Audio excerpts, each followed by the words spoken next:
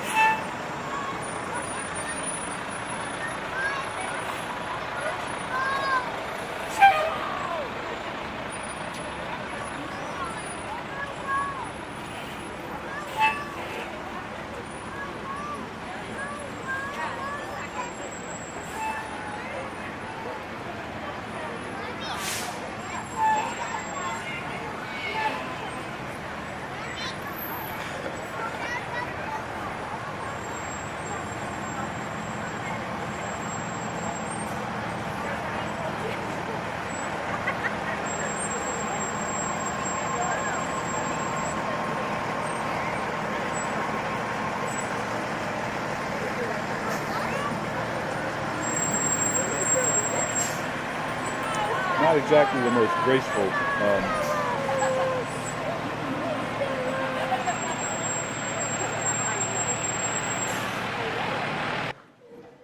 Good morning and welcome to West Newbury's 2018 Memorial Day Parade and Celebration.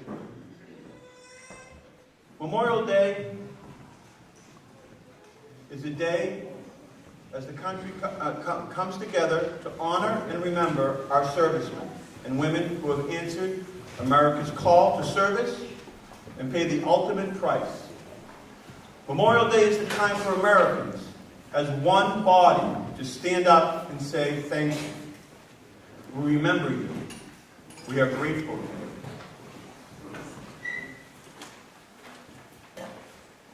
It's daunting, I know, when you think of the tremendous sacrifice they had made. And how can we possibly say thanks? The best way to thank them is to honor them, to care for their wounded brothers and sisters, and to safeguard their families. What could possibly be good enough to say that would convey how truly grateful we are to someone like them who had the courage to do what so many others couldn't or wouldn't? I would say, we say thank you and we honor them. So please, spend some extra time today with your loved ones. Sit back from the daily stresses and reflect on our freedoms that so many of our sons and daughters died to protect. I'm not asking you not to have a barbecue or run around or have fun. I'm asking you to remember why you have the luxury and the freedom we enjoy today. Take time, not just on Memorial Day, but every day, and take a moment to say thank you to our fallen. For those who never left the battlefield, we must hold them up in our hometowns and honor them in their memories. We should spend time reflecting on their service and their sacrifice and live in gratitude each day for the precious gift they have given us. That will be freedom. I want to welcome you today. My name is Glenn Kemper. I'm one of your selectmen. I welcome you. This is Joe Anderson, and this is David Archibald. Thank you very much for coming. And I would like, at this moment, if we all could stand, and we're going to have the Pledge of Allegiance, and that will be led by the Boy Scouts.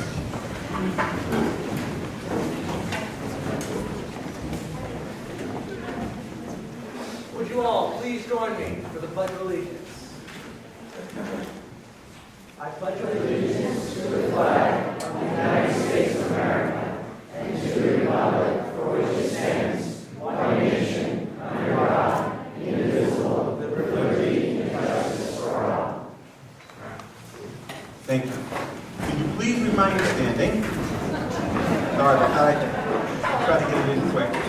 So our Pawtucket Concert Band will play the national anthem.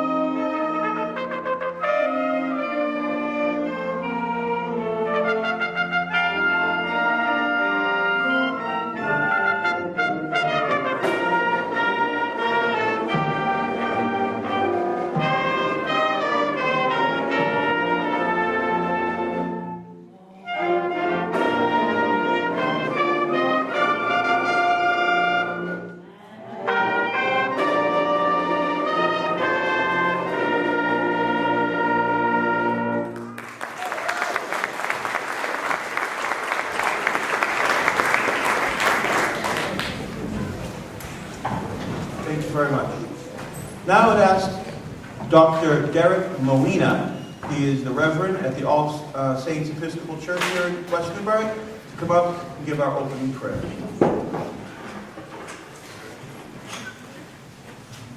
Let us pray. Gracious God, on this Memorial Day, we pray for those who courageously laid down their lives for the cause of freedom. May the examples of their sacrifice inspire in us the selfless love of your Son, our Lord Jesus Christ. Bless the families of our fallen troops and fill their homes and their lives with your strength and peace.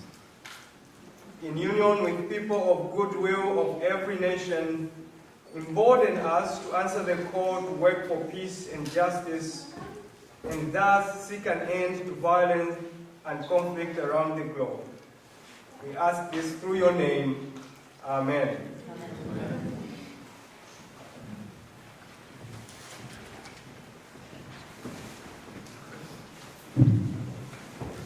At this time, I'd like the Girl Scouts Lily Friend, Alyssa Lair, Julia Martins, and Lauren Walsh.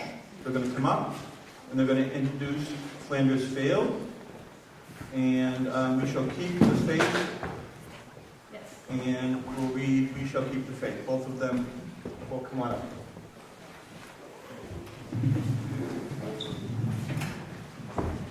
Here you go.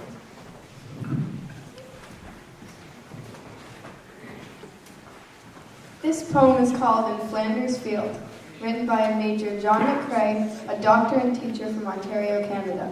It is believed that McCrae penned this poem after presiding over the burial of his friend, Lieutenant Alexis Helmer, who was killed by German artillery. In Flanders Field, the poppies blow between the crosses row and row. The marker blazing in the sky, the larks so bravely sing and fly. Scars heard amid the guns below, we are the dead short days ago. We lived felt dawn, saw sunset glow, loved and were loved, and now we lie in Flanders Field. Take up our quarrel with the foe, to you from failing hands we throw. The torch be yours to hold high, if ye break faith with us who die. We shall not sleep as poppies grow in Flanders Field. Moana Michael, born in Georgia, was working with the YMCA Overseas Board, Secretary's headquarters, in 1918, 2 days before the armistice was declared. She read in Flanders Field and made a personal pledge to always wear a red poppy of Flanders Field, as a sign of remembrance for all who died. She wrote this poem, We Shall Keep the Faith. O you who sleep in Flanders fields, sleep sweet to rise anew. We caught the torch you threw, and holding high, we keep the faith with all who die. We cherish, too, the poppy red that grows on fields where valor led. It seems to signal to the skies that blood of heroes never dies, but lends a luster to the red of the flower that blooms above the dead in Flanders fields. And now the torch and poppy red we wear in honor of our dead, for not that ye have died for naught, will teach the lessons that ye wrought in Flanders fields.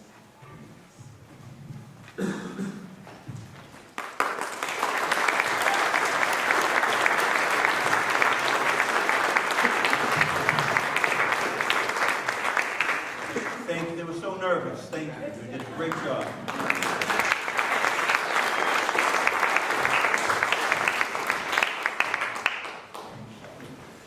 At this time, it's my honor to introduce our Grand Marshal. And what you do when you kind of see him around town and you talk, but you really don't know an individual. So I gave him a call. So I wanted to know a little bit about him. So I could, I understood why he was our Grand Marshal, but I wanted to know a little bit about him. So first thing I asked him, do you still fit in the uniform? And he said, I get one button. Still in there, but do you mind if I wear a suit coat and stuff? I said, you do whatever you want to do. I found out that he's lived in town for over 20 years with his wife, his 2 daughters, 1 son. He coaches, he does everything we all do, gets involved with our community. So then I said, how can I put in words? How can I introduce him? So I went to a daily news article about his service in the Marines when he was in Beirut. The article was on October 26th, 2017. And I said, why don't I use his words so you would understand why he is our Grand Marshal this year. This was a time when there was a bombing and there were 241 individuals that lost their lives. And somebody was writing about this for the Daily News, and they quoted him. And this is about that incident. It's a part of history that tends to be forgotten by the population at large. But within the Marine Corps, October 23rd is a hallowed and sacred day, Sutton said. We try to keep the memory alive of all the fellows that were killed. End quote. Another quote. I'm lucky enough to have a family. I coach youth football now, and I'm lucky enough. And all Americans should be able to do that on their own. Sutton said, the fact that all of these men were not able to is heartbreaking. So, those are his own words. And his courageous service for our country, so we can be free, is the reason why we made him our Grand Marshal. Tony Sutton.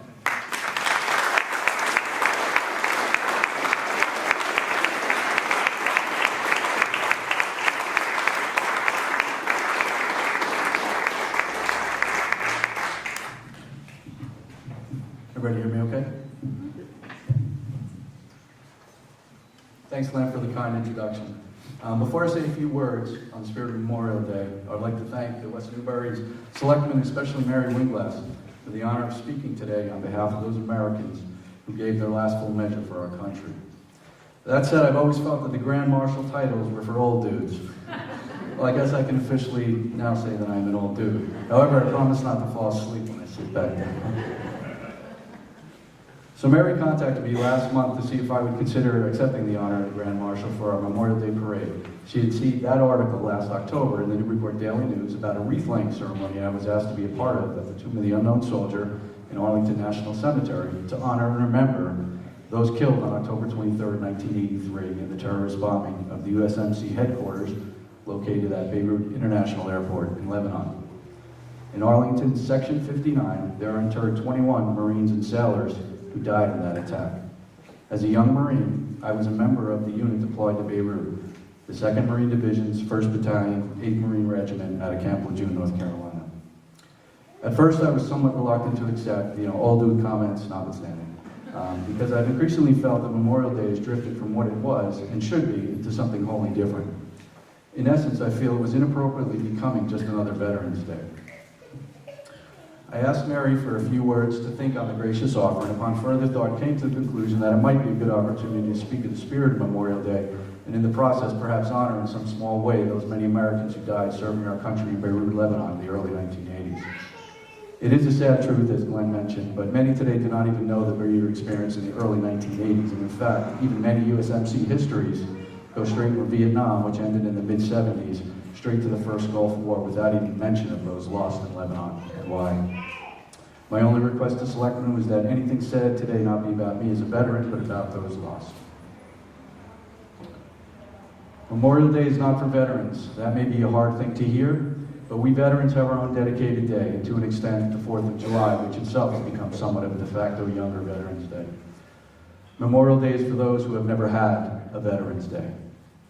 Please think on that for a moment. Memorial Day is about those Americans that never enjoyed a Veterans Day, about those that never became veterans, about those who gave their lives in combat defending our country, Constitution, laws, and democratic way of life. I would like to say a few words about why U.S. Marines are in Beirut, but I first have to admit that explaining the actual hows and whys would go well beyond what I could possibly explain in this short amount of time today. What is important to know that is simply this: we were there to help the Lebanese people find an end to their extremely violent religious civil war that up to that time was in its 8th year. In September of 1982, the United States, Britain, France, and Italy deployed military forces to the area around Beirut to act as peacekeepers and to provide a buffer between the many warring factions fighting not only amongst themselves, but the Israeli army, which had invaded the country earlier that year. Marines were given responsibility for the Beirut International Airport, and our perimeter extended in a large semicircle anchored at each end on the Mediterranean Sea and enclosing the airport and all of its adjacent buildings. Importantly, however, because the airport was still in operation, there remained public avenues of access to the terminal buildings, many of which, sadly, U.S. Marines could not secure. One building we were able to occupy and secure was a 4-story cement building about half the size of a football field. The building became the headquarters of the Marine Battalion Landing Team, or as we simply called it, the BLT. Up to that time of the attack, the BLT was the only place in the perimeter where a Marine could get a hot meal or hot shower, and for the majority of us living on the perimeter in bunkers amidst the dry, dusty asphalt runways, the BLT was a cushy place to be. It was this building that was destroyed at 6:20 a.m. on the morning of Sunday, October 23rd, 1983, killing 241 Americans as they slept, 220 Marines, 18 sailors, and 3 soldiers. Numbers. Since 1775, the total number of U.S. combat deaths is closer to 1.4 million lives. This, however, does not include the thousands who died in North America during the many wars of the 17th and 18th century leading up to America's War for Independence. Numbers. The American Civil War saw 2.4% of the total population, north and south, fall in combat, and is a staggering statistic, and no other U.S. conflict has ever been challenged. This 2.4% equates to 520 combat deaths every single day, day after day, month after month, for 4 full years. That is 1 soldier every 3 minutes. In just the short time we've been in this room, that would equal more than several dozen fallen. In World War I and World War II, 300 Americans died every single day. In the recent Iraq War, 4,500 fell, 2 Americans every day. In Afghanistan, 2,200, or 1 every 3 days. In Beirut, in 1983, 266 American servicemen lost their lives, and under the cold clinical life statistics, that meant 1 death every 2 days during our deployment. But what do these numbers actually mean? Where in all of these statistics do you see the real significance of their sacrifice? And I admit it's difficult. I too see the number of Beirut's 266 lost, 241 of them in 1 day. And I still cannot fathom so many in such a small place. And having actually experienced that day climbing under, through, and over that rubble, when I really think of it, those 241 were lost in less than 1 minute. But again, what do these numbers represent? They represent individual men and women, each with dreams, cares, loved ones, and the same will to live that you and I possess. So how then do we wrap our thoughts around Memorial Day, around these staggering numbers. How? We remember the individuals that we can. In the spirit of remembrance, I would like to tell you about Fred, one of the Marines who lost his life that long ago time in Beirut, a boy from Dorchester who grew up on Cape Cod. Frederick is Frederick Douglass. He grew up, he was born in 1936. He grew up on Cape Cod, but he was born in Dorchester. Now I'm going to try and have to memorize now that, but Fred Douglass became Frederick Douglass, Sergeant Major of the Marine Corps, who was the highest ranking enlisted man while I was in Beirut, Lebanon. He was a bear of a man, and one that was everybody respected, and whenever Sergeant Major came around, it wasn't a typical Sergeant Major, which any Marines in this room will know. Sergeant Majors are not necessarily the friendliest guys, but he was one of the guys we all looked up to, and he was 6'4", 220 pounds. He was married, and he had 2 young children. He was one of the guys that whenever he came around, you actually knew that he was going to help you out, ask you what you needed, spend some time with you, and get to know you. I saw him many times on the perimeter sounding the airport, checking up on those of us not lucky enough to be near the BLT.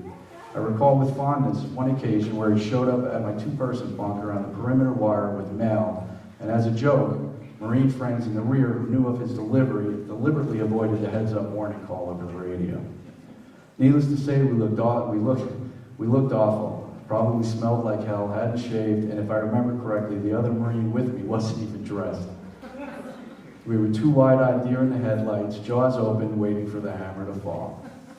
Thinking we were about to be assigned the worst duty Marine in the field can get, the burning of diesel-filled toilets, and of course any other Marine in here knows we use, better language than that. The Sergeant Major just laughed, dropped our mail, and sat down on the cotton bunk and proceeded to just talk to us. He was in fact quite irreverent about hygiene rules in a combat zone, and is laughing hysterically about his stories of Vietnam.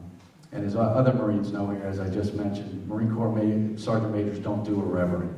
But we were astonished by his visit and talked about it for weeks. By October 1983, we'd been in a state of active combat for 3 months, with daily firefights and artillery duels the norm. Casualties mounted daily and medevac helos going to the 6th Fleet offshore between the common sight. We lived below ground and only risked full exposure after nightfall. I have to imagine that on the night of October 22nd, the Sergeant Major went to sleep after visiting guard posts, connecting in his fatherly manner with his boys. His bunk was on the 2nd floor in the southwest corner of the BLT. He was 47 years old, and he had less than 8 hours to live. At 6:20 a.m., a tractor trailer loaded with explosive gas canisters, themselves enclosed in other explosives, rammed full speed through 4 barriers, smashed headlong into the lobby of the BLT building, paused for a few seconds, and was then detonated by the driver. The FBI later determined that the blast was the largest non-nuclear explosion on the face of the earth to that day. I saw this explosion from my bunker on the perimeter along with the corresponding attack on the French headquarters several miles to the north. Within minutes, I was ordered to cross the runway, which by this time had been closed to aircraft for weeks, and assist in any way I could. The next 24 hours was a blur of finding and recovering Marine KIAs, listening to the sound of those trapped, frantically trying to get to them in time, and doing what could be done when we did. In my case, unfortunately, every trapped Marine I encountered was a fatality by noontime. You know, seeing our flag this morning, I see not only a symbol of our great country, but also a reminder of hard memories where that symbol goes well beyond being a simple collection of cloth and dye, and it becomes a ghost of fallen Americans. One such memory was seeing a small pocket-sized flag tied to a crumpled and crushed remains of a Jeep, half buried in the rubble on the morning of the bombing. Some Marine took the effort within minutes of the attack and put this flag in a prominent view of the few Marines who were at that time searching furiously for survivors. I saw this flag within an hour of the attack, and to that Marine, this flag was not cloth and dye. It was his trumpet sounding to the world that although bloodied, we were still here. Ironically, a picture was taken of that flag and is used regularly by the press, and when writing of the bombing, I see it at least once a year. I'm sure you've seen this picture many times as well. Notwithstanding the confusion of that day, and among the many, there was one Marine KIA that I do recall vividly. It was in the deepest part of the night. I would have to guess around 2 a.m. or so. We were all filthy, exhausted, hungry, and half blinded by the alternating glare of halogen lights that had been erected and the black night within the rubble. Following the removal of a huge cement floor slab by a crane, I stepped down onto what in the dark looked like rubble. I knew instantly that it was a Marine. After calling out for help, I was joined by 2 other Marines. It took about 10 minutes before we could remove him, and looking for identifications we saw from the dog tag laced into his boot, it was Sergeant Major Douglas. Here was the body of a man revered by every Marine on the ground in Lebanon, a man who spent 30 minutes during a nondescript lull in the fighting to sit and joke with 2 filthy Marines, a man larger than life who seemed to be everywhere, making sure his boys were fine, a man 6 months from retirement. He had died instantly, that was clear. The 3 of us carried his body to a nearby truck and gently placed him in the bed next to dozens of others. Sergeant Major Douglas was laid to rest at the Massachusetts National Cemetery in Bourne, Section 2, Grave 40. There is a road and a bridge on the cape bearing his name, and the USO Center in Logan Airport is also dedicated in his name. You will also find his name on a memorial in Christopher Columbus Park in Boston, on the waterfront next to the Marriott Hotel. There you will also see the names of the 9 Marines from Massachusetts who were killed in Beirut on what was deadliest day for the Marine Corps since the battle for Iwo Jima 40 years earlier. To me, Memorial Day is not only about remembering those all too numerous brave souls who gave their last full measure in defense of our country during the past 3 centuries. It is about remembering as best as I can the individuals and knowing that by a draw of fate's cards I was allowed to come home. Remembering them and their sacrifices the least I owe to them and their families. I'm involved as best as I can in the Beirut Veterans of America, and we have met numerous times surviving family members, and along with other veterans, occasionally get together to remember their loved ones. It's not frequent, but I don't hesitate when asked.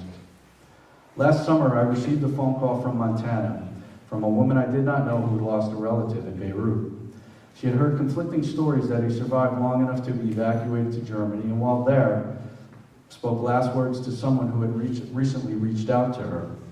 She had already contacted several Beirut veterans and wondered if I could provide any clarity. Her name was Gina Pereira, and in 1983 she was a senior in high school when her father died in Beirut. I wasn't much older than her at the time, and we spoke for over an hour, and she told me of her children and how they only knew their grandfather through pictures and family stories, and described the void felt by a close-knit family through the years.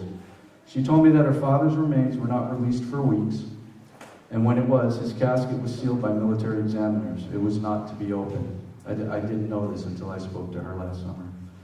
I cannot imagine the uncertainty that must have come with that little evidence of her father's death. The loss was devastating to her mother, and the family had been filled with anguish for decades, worrying that he suffered before passing. The recent connection to someone claiming to have spoken to her father reopened scars long thought manageable. For much of the hour that we spoke, she simply cried. Gina did not grow up in Montana. Gina grew up on the Cape. Gina's maiden name was Douglas. I told Gina what I briefly described to you, and I believe that what I had to say comforted her somewhat. All that she described about her father's funeral made razor-sharp sense to me. I know her father did not suffer. In the whole world, there are only 2 Marines beside myself and perhaps the military examiners who know this with absolute truth. He did pass quickly, and he definitely not survived to Germany. Needless to say, that aspect of the story is infuriating to me because I cannot understand why someone would reach out to say those things to her, but that's another story. Gina and I have spoken several times, and it's her wish that someday I speak to her mother about my knowledge of the passing of her husband. It's the least I can do. Coming full circle now to last year's wreath-laying ceremony at the Tomb of the Unknown in Arlington, I would like to close with a final and more personal comment on the American flag. It involves the flag patches that all Marines had to sew on their camis once deployed to Beirut.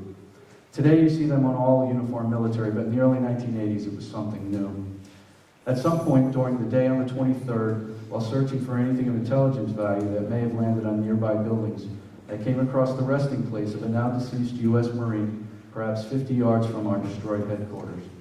His remains were unrecognizable, but nearby one of those shoulder patches, torn, shredded, and obviously ripped from his uniform in the blast, was now lying nearby amidst the wreckage. I recall noticing that it still had the crude stitching of the Marine's effort to sew it on his uniform. I still have that flag. To me, he is my unknown soldier, known but to God, yet remembered on Memorial Day. And as you can see, This is the same condition I picked it up off the ground. If in the course of your travels you find yourself near the grave of a fallen American, please pause and know that where you stand, they lie in their destroyed youthful condition of their death, having never enjoyed a Veterans Day. Since 1775, there have been 1.4 million of them. Today is their day. Thank you for your time and the opportunity to speak on this hallowed day. It has been my honor, and please remember our fallen, and God bless America.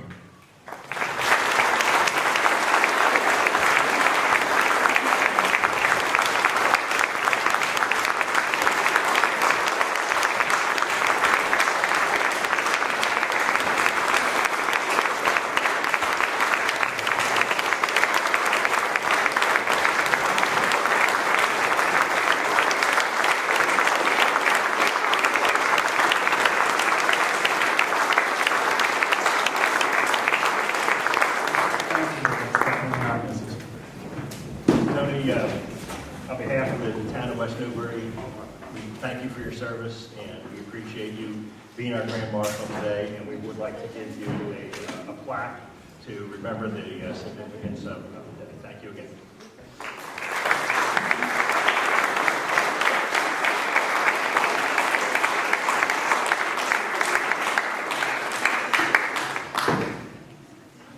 This plaque, obviously, is going to have a saying that I'm going to say, but this is a military flag that could not be flown anymore. There's a star on it from that flag. I am part of our American flag. I have flown over home in the U.S. I can no longer fly. The sun and the winds have caused me to become tattered and torn. Please keep me as a reminder that you are not forgotten.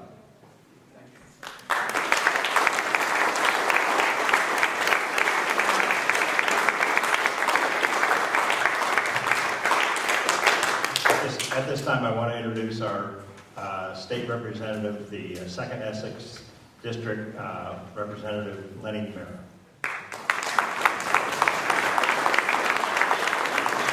Thank you, Joe. Thank you all for coming out today. The dedication and devotion that goes into these events is truly inspiring. And I'm sure we're all proud to live in a state and country that honors its fallen heroes in such an honorable way. Today's the day we set aside to remember those fallen heroes and to hope and pray that someday, no heroes will ever have to die for us ever again. It's a day of thanks for their valor, a day to remember those who made the ultimate sacrifice. And I'm honored to watch this parade every year, and when I do, it always reminds me of the famous words of Abraham Lincoln in the Gettysburg Address, that we here highly resolve that these dead shall not have died in vain, that this nation, under God, shall have a new birth of freedom, and that government, by the people, before the people, shall not perish from this earth. And that's why we're here today, to remember and honor those who gave what President Lincoln called the last full measure of devotion in the fight for our liberty. But Lincoln went on to remind us that it is also the families of these heroes that we're here to honor and remember. And as he said about 150 years ago, our nation has a sacred obligation to, as he put it, care for him who shall have won the battle, and for his widow and his orphan. Those words, in fact, are inscribed on the entrance above the Department of Veterans Affairs in our nation's capital, and they are spoken at every Memorial Day and every Veterans Day. And so we must keep all of our promises to the men and women who have served. They swore an oath to support and defend the Constitution of the United States against all enemies. They made a commitment to all of us, and at the same time, we, as a nation, incurred a sacred obligation to them upon their return home to heal their wounds, to rebuild their lives, to care for their survivors. And so, to the families of our fallen heroes, to the heroes still fighting, I want to say thank you. Thank you for your service and your sacrifices. A grateful nation honors and remembers you today. Thank you.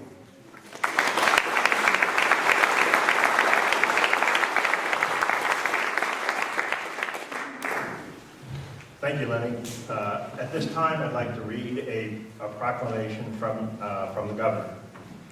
Whereas, while the nation was still recovering from the horrors of the Civil War, people in cities and towns across the country gathered to honor those Union and Confederate soldiers who had given their lives celebrating the first Decoration Day. And whereas after World War I, the nation came together to honor those who had fallen in the service of their country, rename Memorial Day, the last day of Monday in May, is when people remember and honor the memory of all men and women who fought and died in all American wars and conflicts. And whereas throughout the country's history, thousands of Massachusetts citizens have fought in wars and conflicts to defend our safety and way of life.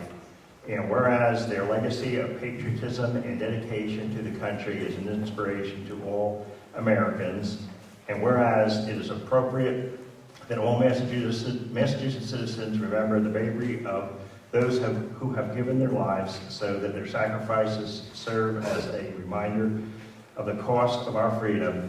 Now, there, I, Charles D. Baker, Governor of the Commonwealth of Massachusetts, do proclaim May 28th, 2018 to be Memorial Day. We urge all citizens of the Commonwealth to take cognizance of this event and participate fittingly in this observation.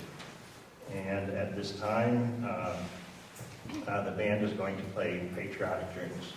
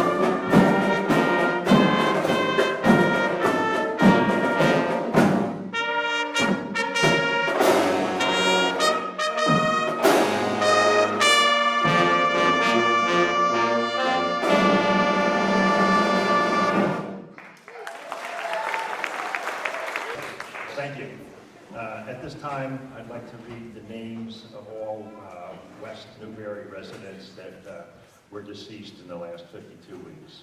I apologize in advance for any mispronunciations. Vivian Codswell, Anthony J. Fusco, John Sudenet, veteran, Ann K.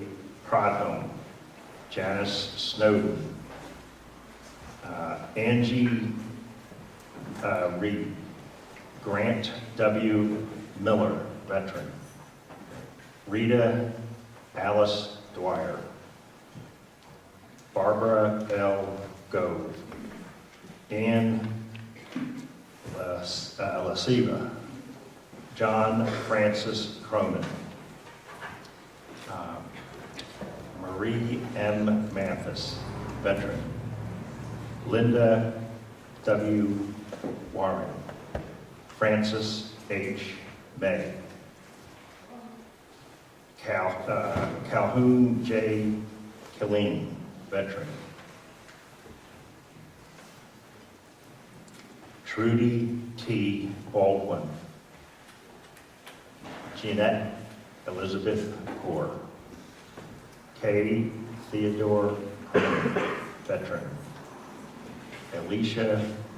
Alyssa Moore, or Monroe, I'm not doing good. Garrett, veteran.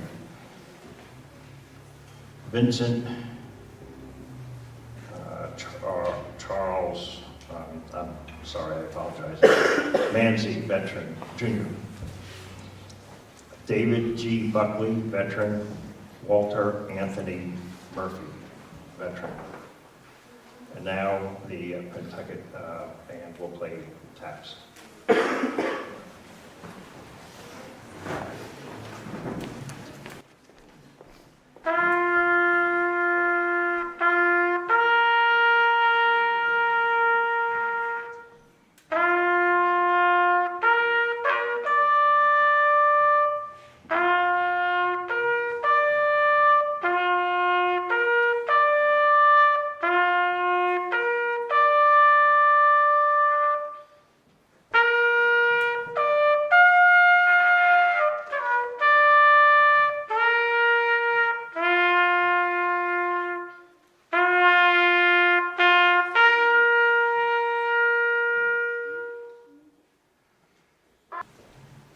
Thank you.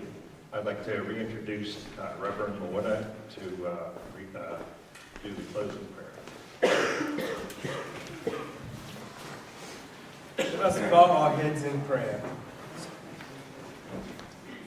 Loving God, Judge of the nations, we remember before you with grateful hearts the men and women of our country who in the day of decision ventured much for the liberties we now enjoy.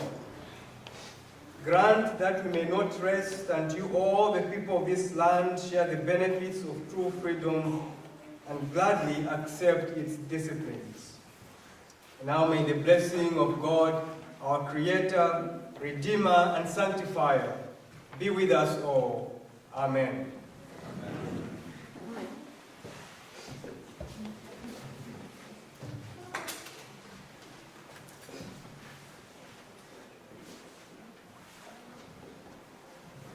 The band will now play This Is My Country and God Bless America.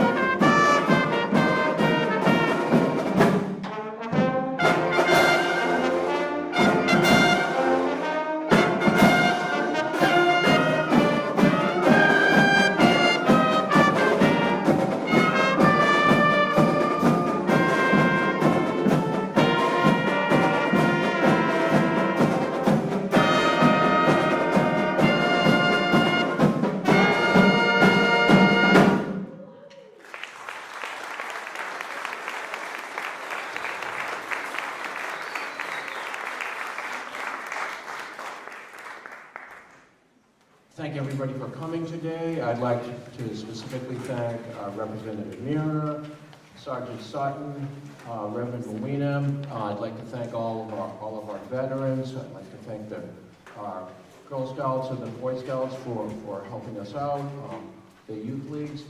I'd like to thank Ryan Dymack, Director of Parades and Events, and David Schumacher, the Music Conservatory leader for the Kentucky Concert Band. I'd also like to thank Mary Winglass for helping organize, putting all this together.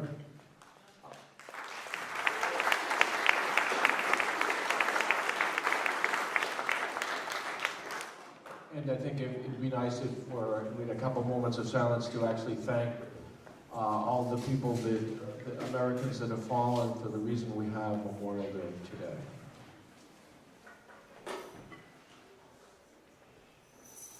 Thank you. A couple of announcements. It'd be nice, anyone who wants to can visit the memorials on the training field. For the young at heart, there are rides on the fire trucks back to the public safety complex, starting across the street. There was an open house at the public safety complex. And if anyone needs, there are restrooms available right over here. So thank you all for coming, and happy Memorial Day.